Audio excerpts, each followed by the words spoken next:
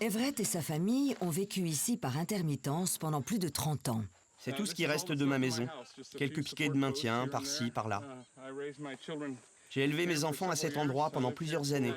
J'ai vécu 8 ans ici. J'avais une grande maison dans le style Piranha.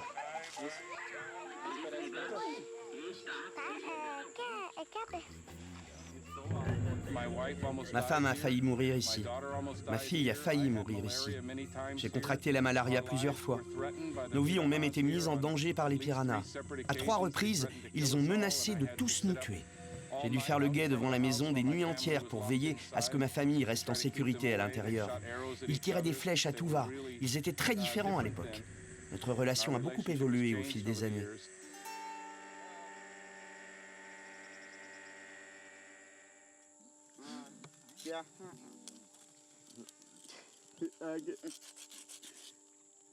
Aujourd'hui, Dan a développé des liens beaucoup plus harmonieux avec les piranhas.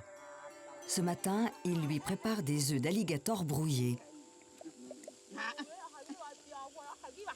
Mais partager leur mode de vie aurait été impossible si Everett n'avait pas d'abord percé le secret de leur langage. Si vous arriviez ici, au sein de la tribu Piranha, sans parler un mot de leur langue, comment vous vous y prendriez pour l'apprendre? Dans une telle situation, étant donné qu'il n'y a aucun point commun entre notre langue et la leur, vous ramassez des objets puis vous les montrez du doigt pour essayer d'apprendre leur nom en Piranha.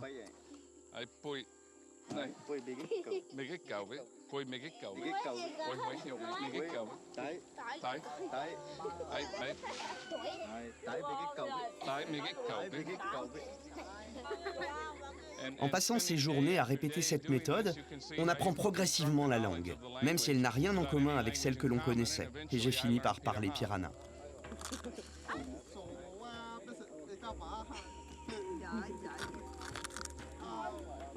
Kohoy était le professeur d'Everett. Le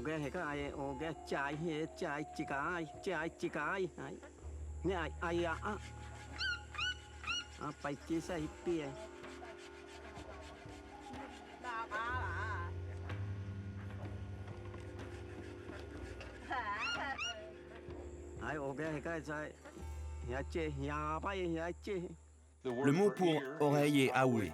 Le mot pour peau est aoué. Le mot pour étranger est aoué. Le mot pour main est aoué. Et le mot pour coquille de noix du Brésil est aoué. La seule différence entre ces mots se trouve dans l'intonation.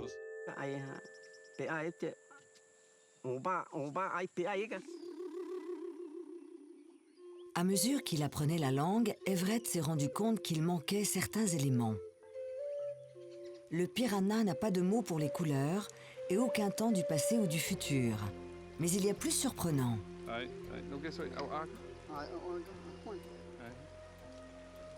Le piranha n'a pas de chiffres.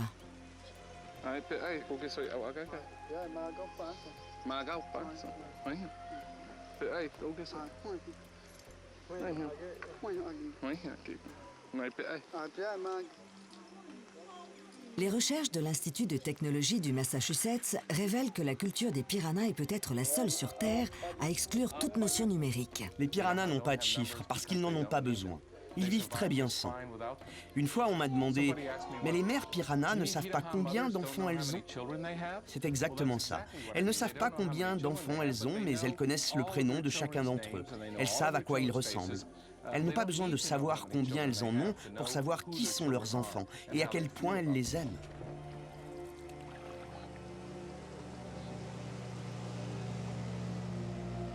Ces années à chasser avec ce peuple ont permis à Everett de faire une autre découverte.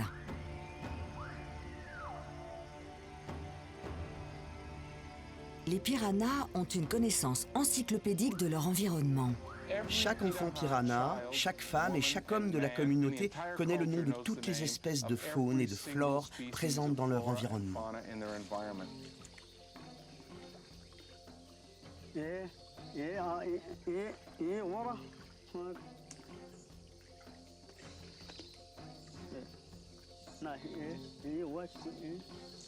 Ils côtoient des milliers d'espèces différentes.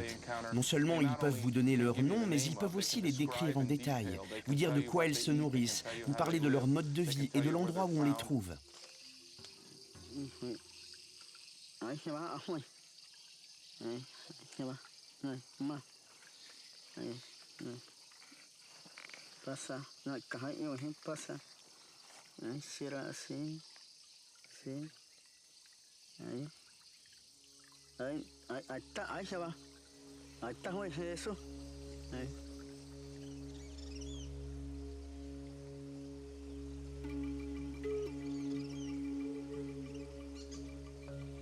En s'immergeant totalement dans leur univers, Everett a pu déterminer l'une des caractéristiques majeures de leur culture. Les piranhas semblent vivre entièrement dans le présent.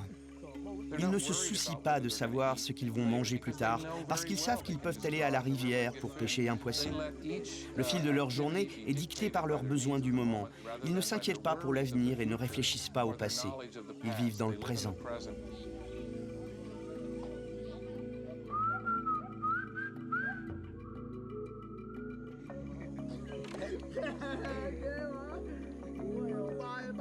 Beaucoup pensent que pour être heureux, il faut vivre sans regret et sans inquiétude pour l'avenir. Il semblerait que les piranhas aient adopté cette philosophie.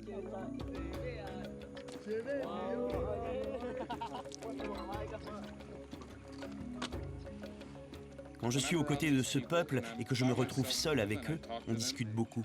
Ils sont tellement détendus, tellement décontractés. Ils ne s'énervent presque jamais et ils ne sont pas du genre à s'inquiéter pour des détails. Ils ont énormément à nous apprendre sur la philosophie d'à chaque jour suffit sa peine.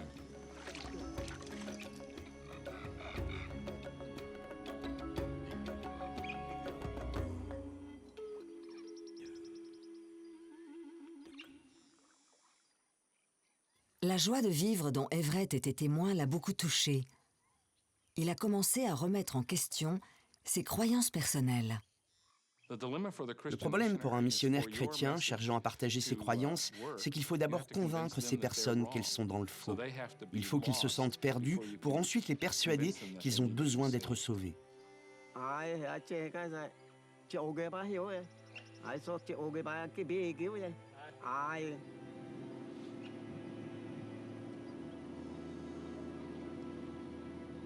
Je me suis rendu compte que les piranhas étaient déjà heureux. Ils ne croient ni à l'enfer ni au paradis. Apporter la bonne parole aux piranhas reviendrait à apporter de la glace aux Esquimaux.